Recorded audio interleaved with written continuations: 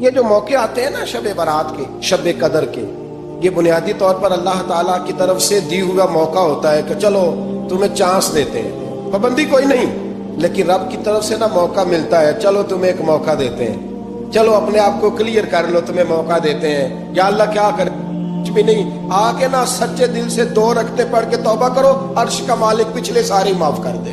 ان لوگوں کی باتوں پہ نہ جائیں جو بلا وجہ پریشان کرتے ہیں، لوگوں کو شب برات کا حوالہ بھی نہیں مل رہا، حالانکہ ترمذی شریف میں حدیث موجود ہے، سیاستہ کی روایت ہے ترمذی میں۔ پہلے کہتے ہیں سیاستہ سے دکھاؤ، جب سیاستہ سے مل گئی تو آپ اور کدھر جانا ہے؟ اور ابن ماجہ میں موجود ہے مولا علی کی روایت، اور ذرا ترتیب دیکھیے گا، یہ ترمذی کی حدیث ہے، امام ترمذی نے تو پورا باب باندھا ہے 15ویں شعبان پر، پورا باب۔ اب تمہاری مرضی ہے اگر تم نہیں بات کو سمجھنا چاہتے، لیکن میں نے پہلے بھی کہا تھا، پھر کہتا ہوں، اگر ہمیں کوئی شخص کہتا ہے کہ شب برات کو اٹھ کے نفل نہ پڑھو، تو بھائی نفل ہم نے پڑھنے اللہ کی رضا کے لیے، ہمیں کسی بندے سے ڈگری لینے کی ضرورت نہیں، نہ تو ہمارے اور رب کے درمیان معاذ اللہ کو وسیلہ ہے کہ تو کہے گا تو پڑھیں گے، جب دل کرے گا پڑھیں گے، اور جتنے دل کرے گا پڑھیں گے۔ ہم تو نفل کہہ رہے ہیں اس کو، ہم نے کب کہا ہے ضروری ہے جو عشاء پڑھ کے سو جائے فجر تک سویا رہے، ہم اس کو گناہگار نہیں کہہ رہے، لیکن یہ ضرور کہیں گے کہ گولڈن چانس مس کر دیا اس نے چانس مس کیا ہے، یہ تو اللہ کی رحمت کا موقع تھا۔ حضرت سیدہ عائشہ صدیقہ رضی اللہ تعالی عنہ ارشاد فرماتی ہیں کہ شعبان کی 15ویں رات تھی، یعنی شب برات کی رات، فرماتی ہیں شعبان کی 15ویں رات تھی، میں نے اچانک نظر ڈالی تو حضور میرے بستر میں تھے، پھر میری نظر پڑی تو حضور نہیں تھے، میرے دل میں گمان آیا، خیال آیا کہ شاید کسی اور زوجہ کی طرف حضور کا میلان تباہ ہو گیا ہو، وہاں تشریف لے گئے ہوں۔ فرماتی میں اٹھی باہر گئی تو نبی کریم علیہ السلام جنت البقیع میں تھے، قریب ایک جگہ پہ حضور دعائیں مانگ رہے تھے۔ فرماتے میں گیا تو حضور فرمانے لگے، ابو بکر کی بیٹی تو نے کیا گمان کیا کہ اللہ کا رسول تیری حق تلفی کرے گا؟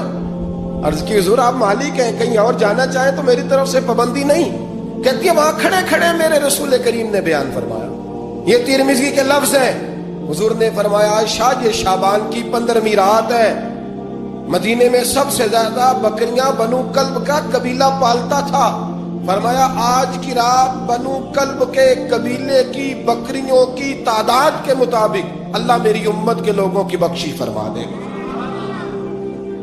یہ وہ رات ہے۔ جناب عائشہ صدیقہ رضی اللہ تعالی عنہ نے بات رات کو سنی تنہائی میں نبی پاک سے، رات کو تنہائی میں حضور سے سنی، سویرے جناب عائشہ نے کل امت کو بتائی۔ اگر یہ بات اہمیت والی نہ ہوتی تو بی بی صاحب آگے روایت کرتی، یہ کتابوں میں آتی، یہ لوگوں کو بتاتی۔ حضرت عائشہ نے روایت کیا اور مولا علی شیر خدا نے تو کھل کے کہا، ابن ماجہ میں حضرت علی سے پیار کرنے والوں کے لیے الگ عنوان، مولا علی نے کھل کے فرمایا شعبان کی 15ویں رات کو رات عبادت کرنا اور سویرے روزہ رکھنا۔ حضرت علی کے لفظ بائی نہیں سیاستہ میں، رات کو روز عبادت کرنا، دن کو روزہ رکھنا۔ ویسے تو رب کریم ہر روز تہجد کے وقت پہلے آسمان پر نزول اجلال فرماتا ہے اور لوگوں کو فرماتا ہے کوئی بخشش مانگنے والا؟ کیا انداز ہے مولا علی شیر خدا حدیث روایت کرتے، رنگ کیا ہے؟ فرمایا باقی راتوں میں نا تھوڑا سا پیکج ہوتا ہے، تھوڑا سا آخری حصے میں رات کے، شب برات کو نا رات چڑھتے ہی اللہ پہلے آسمان پر جو اس کی شان کے لائق ہے نزول اجلال فرماتا ہے، اور پہلا جملہ یہ فرماتا ہے کوئی معافی مانگنے والا؟ اللہ کرے آپ کو سمجھ آئے، یعنی معافی دینے والا کہہ رہا ہے چلو آؤ ادھر آؤ ذرا معافی مانگو، میں معاف کرنے آیا ہوں، مانگو معافی۔ ہے کوئی معافی مانگنے والا؟ معاف کر دیں گے۔ اور آپ فرماتے ہیں ہے کوئی رزق مانگنے والا؟ وہ جو بڑی درخواستیں دیتے پھرتے ہیں نا مختلف اداروں میں، وہ ایک درخواست نا شب برات والی رات بھی دے۔ اور میں نہیں کہہ رہا، مولا علی شیر خدا فرما رہے ہیں، اور وہ خود نہیں فرما رہے، وہ نبی پاک کا فرمان نقل کر رہے ہیں، اور وہ رسول اللہ صلی اللہ علیہ وسلم کی بات نہیں بیان کر رہے، وہ کہتے ہیں رب فرماتا ہے کوئی روزی مانگنے والا؟